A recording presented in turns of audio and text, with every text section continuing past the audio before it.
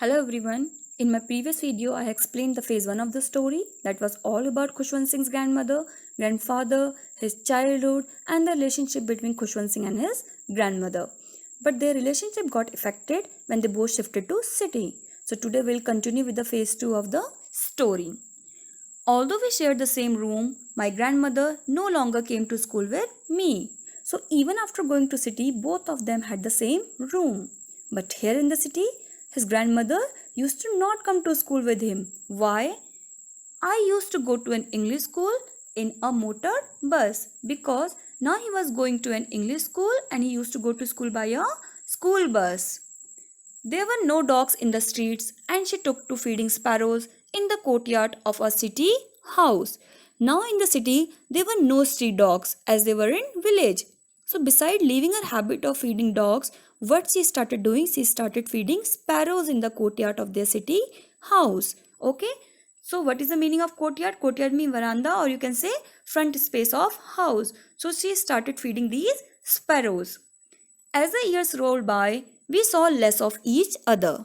So years passed, and he says that in these years, they saw less of each other. That means the friendship between them was reduced. For some time, she continued to wake me up and get me ready for school. Now he's saying that for few days, she continued to wake him up and get him ready for school as she used to do in village. But after some time, that stopped and their friendship also reduced. When I came back, she would ask me what the teacher had taught me. So, usually, when he came back from school, she used to ask him what the teacher had taught him. I would tell her English words and little things of Western science and learning the law of gravity, Archimedes' principle, the world being round, etc. So, he would tell her about the English word that he had learned in school. He used to tell her about Western science, means about scientists, about law of gravity, Archimedes principle, and etc. This made her unhappy. So she was not happy about learning English. Why? Because she did not believe in the things they taught at the English school and was distressed that there was no teaching about God and the scriptures. She was not able to teach him anything now because she was from village and she did not know English. Also, she was unhappy because in his English school they didn't used to teach anything about God and the holy books. And because she was a religious lady, so these things were very important for her. One day I announced that we were being given music lessons. So one day, one evening, when he came back from school, he told her grandmother that he was being taught music. And what happened to grandmother after hearing this? She was very disturbed. To her, music had lewd associations. It was the monopoly of harlots and beggars and not meant for gentle folk. She got disturbed by hearing this. Why? Because to her, music was only related to vulgar thing. So lewd means vulgar. Okay. So her opinion about music was that only vulgar people or vulgar things taught through music, and this music was only meant for beggars and dancing girls, or you can say prostitutes. Okay. So monopoly means under control and harlots means prostitutes. So music was under control of these prostitutes and beggars, and this music was not meant for gentle folk, or you can say decent family. So music was not for decent family. Okay. She said nothing, but her silence meant disapproval. So she never said no to him. Okay. But Khushwant Singh knew that she kept quiet about it. That itself showed that she was not happy that he was learning music. She really talked to me after that. After that, the talking became more or less. When I went up to university, I was given a room of my own. So from here the third phase of this story starts. And now when he started going to university, he has given a separate room because he was young and he needed his own space. The common link of friendship was snapped. So now he was no longer sharing room with her. The common link of friendship, that is sharing room only, that also broke down because of this. My grandmother accepted her seclusion with resignation. So seclusion means the state of being private and away from people. Resignation means she accepted it without any objection. So his grandmother accepted to live alone in room without any objection. So now she is having lots of alone time. So what she used to do meanwhile? She rarely left her spinning wheel to talk to anyone. From sunrise to sunset, she sat by her wheel, spinning and reciting prayers. Only in the afternoon, she relaxed for a while to feed the sparrows. So now, from morning to evening, she used to work with her spinning wheel. This is spinning wheel. And she used to pray all the time. But in between, she used to take a break to feed sparrows as well. While she sat in the veranda, breaking the bread into little bits, hundreds of little birds collected round her, creating a veritable bedlam of chirrupings. So now Grandma was all alone. And what she used to do in her free time? She used to feed the sparrows. So whatever bread pieces she used to get, she used to break them into little crumbs and feed it to sparrows. And all these birds would come and create veritable bedlam of chirrupings. Means confusing they used to create. They used to create noise and they used to be all around her and she used to feed them. Some came and perched on her legs, others on her shoulders, some even sat on her head. So they used to come and they sat wherever they liked to sit. Like most of them sat on her legs, some even sat on her shoulders, and some even sat on her head also. She smiled but never showed them away. It used to be the happiest half hour of the day for her. So she was very happy with the birds and she spent her lot of time with them and she never drove them away. It used to be the best time of the day for her.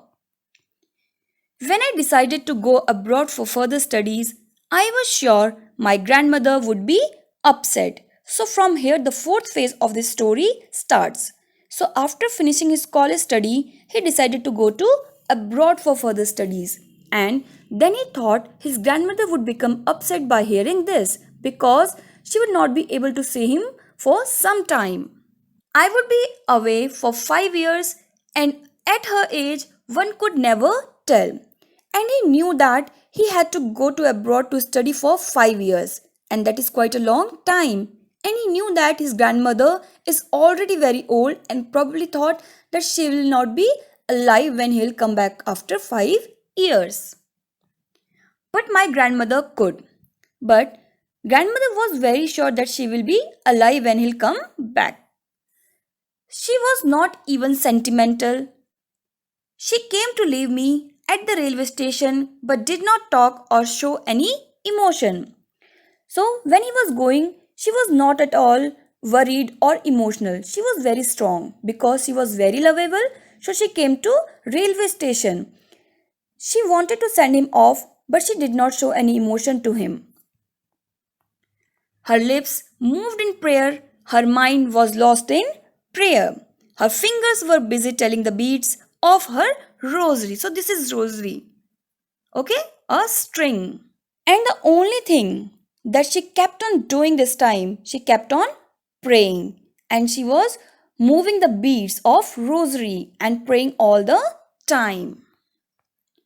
Silently, she kissed my forehead, and when I left, I cherished the moist imprint as perhaps the last sign of physical contact between us.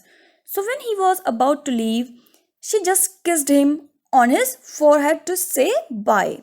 And when he left, that is, when he got into the vehicle, he found his forehead quite moist. And he cherished that moment because he thought that this is the last physical contact between him or his grandmother, and he was not at all sure that he would be able to see her again in his life. But that was not so. After 5 years, I came back home and was met by her at the station. But that thought was not right because when he came back from abroad after 5 years, she was there to receive him, to welcome him. So from here, the fifth phase of story starts.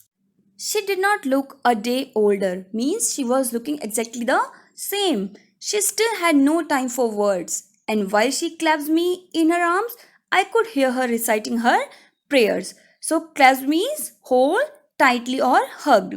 So, Now also she did not have time for talking, and she hugged him. And as she hugged him, he heard that she was still praying. Even on the first day of my arrival, her happiest moments were with her sparrows, whom she fed longer, and with frivolous rebukes. So, what he understood even on the day when he came back from abroad, that day also her happiest time was when she spent time with the sparrows whom she used to feed. And how she used to feed? With frivolous rebukes. Frivolous rebukes means scolding in a very silly manner. So she used to be very playful and happy with the sparrows, and she used to talk to them. In the evening, a change came over her. She did not pray. So, what happened in the evening? A change came over her. And what she did? That day, she didn't pray. So, what she did? She collected the women of the neighborhood, got an old drum, and started to sing. So, she gathered a lot of women from neighborhood, and then she started to sing along with them. For several hours, she thumped the sagging skin of the dilapidated drum and sang of the homecoming of warriors. So, for many hours, what she did? She started thumping the sagging skins. Thumping means using her thumb and other fingers for beating the drum. And what kind of drum? It was a dilapidated drum, means very old and damaged kind of drum. Okay, with that she was beating on the drum and singing with other women. And what song she was singing that time? She was singing about the homecoming of warriors. Homecoming means when the warriors return after war, so they used to welcome them by singing these kind of songs. So she was also singing such songs. We had to persuade her to stop to avoid overstraining. So, we have to persuade means we have to force her to stop because she would keep straining herself. So, we didn't want that to happen. So, we asked her to stop singing. That was the first time since I had known her that she did not pray. So, that singing, that time that she enjoyed with the women was the first time she did not pray. The next morning, she was taken ill. It was a mild fever, and the doctor told us that it would go. Okay, so the next morning, she fell ill, and when the doctor came, he checked her and said that it was a mild fever and it will go soon. She will be alright soon. But my grandmother thought differently. She told us that her end was near. But grandmother told us that her end was near means she knew that she was going to die. She said since only a few hours before the close of the last chapter of her life, she had omitted to pray. Omitted means leave out or exclude something. She was not going to waste any more time talking to us. So she told them that, see, that I forgot to pray in the last few moments of my life. So now I'm not going to talk to you anymore. I'm only going to pray. We protested, but she ignored our protests. So what happened? They opposed her. Why? Because they did not want to close her mouth and start praying. They wanted her to talk. She lay peacefully, but she ignored our protest. She lay peacefully in bed praying and telling her beads, but she did not listen to us. Whatever we said, she ignored. She laid down in her bed and she started praying silently with her rosary. Even before we could suspect, her lips stopped moving and the rosary fell from her lifeless fingers. They never thought that she would die. Before they even could think of anything like that, her lips stopped moving. She died, and rosary fell from her lifeless fingers. She was no more.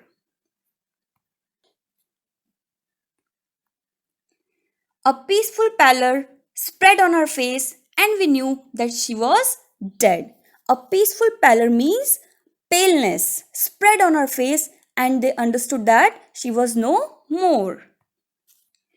We lifted her off the bed and, as is customary, laid her on the ground and covered her with a red shroud. So, what happened? What they did?